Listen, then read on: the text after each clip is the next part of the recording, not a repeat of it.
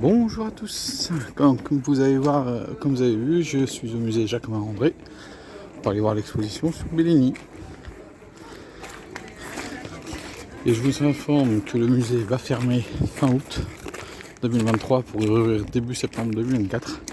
Car la cour que vous voyez ici va être refaite, ainsi que la partie restauration, plus quelques travaux dans le bâtiment. Allez, on va aller voir cette exposition sur Bellini, peintre italien de la Renaissance.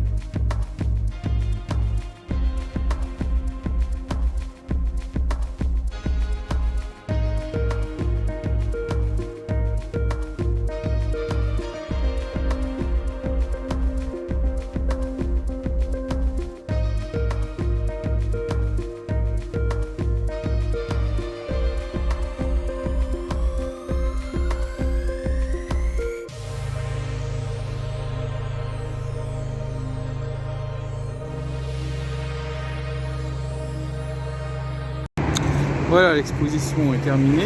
Donc de Giovanni Bellini, c'est le père de l'art vénitien. Alors c'est un homme qui est né en 1435 environ, on ne sait pas trop exactement, à plus ou moins un an, parce que c'est un fils illégitime de son père, Giacopo Bellini, qui est une famille d'artistes peintres de Venise. Et c'est le maître de Titien par exemple. Giovanni, c'est le maître de Titien. Parce qu'il va donc, comme je vous dis, né en 1435 et décédé en 1516.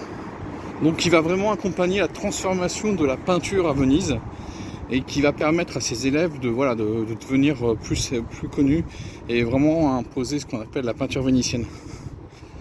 Voilà, donc on voit un peu dans les œuvres qui sont présentées, on a les œuvres de Giovanni, mais aussi de son frère, de son père, de son beau-frère, qui était aussi un artiste peintre.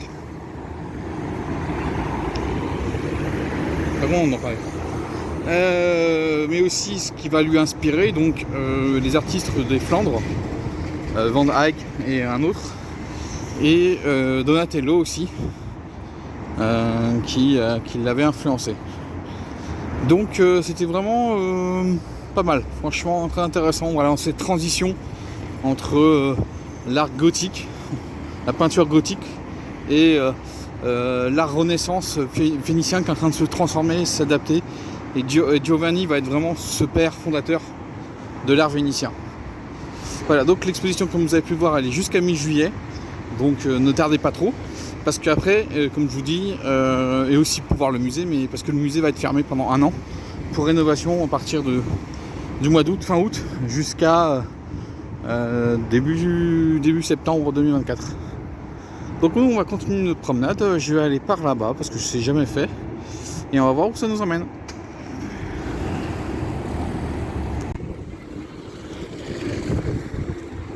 Bon bah j'ai décidé de rejoindre la porte Maillot, mais en ne passant pas par l'avenue qui descend depuis les champs, mais par une autre qui se trouve à droite.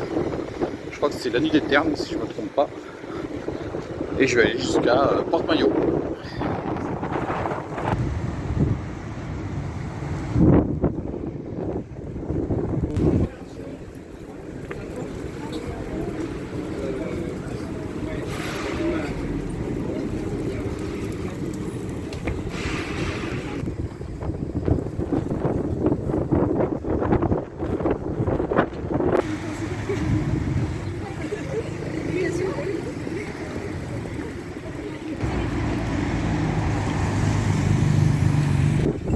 Donc là, ça y est, je suis arrivé au niveau de la porte Maillot. Alors, porte Maillot est juste en face de nous.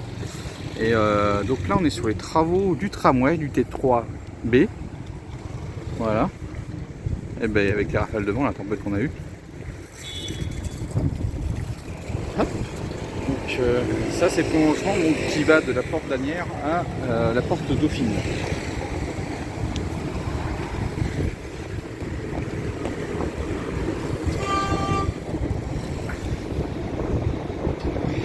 Hop. Alors j'avais décidé au départ de chercher la porte Maillot pour rentrer, mais en fait je vais prendre la porte de Champéret. Donc je vais aller par là pour rentrer tranquille. Et comme ça on aura fini ces petites balades entre le 8e et puis le 17e. Donc la porte Maillot par là. Hein. Et on a aussi je pense les bases villes pour le chantier du RERE. Donc eux va être prolongé là. Voilà, là on se dirige vers la porte Champéret.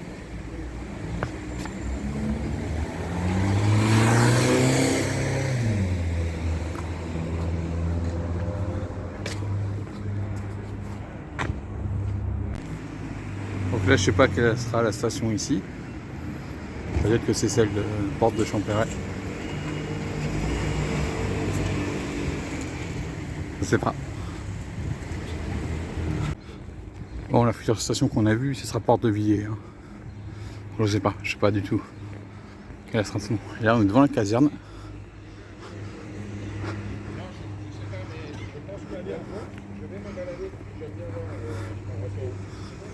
Voilà. Toujours le chantier. Les portes de Champéret est un peu plus loin, il est juste là-bas. On va y aller tranquille. Voilà, là on est sur la porte Champéret.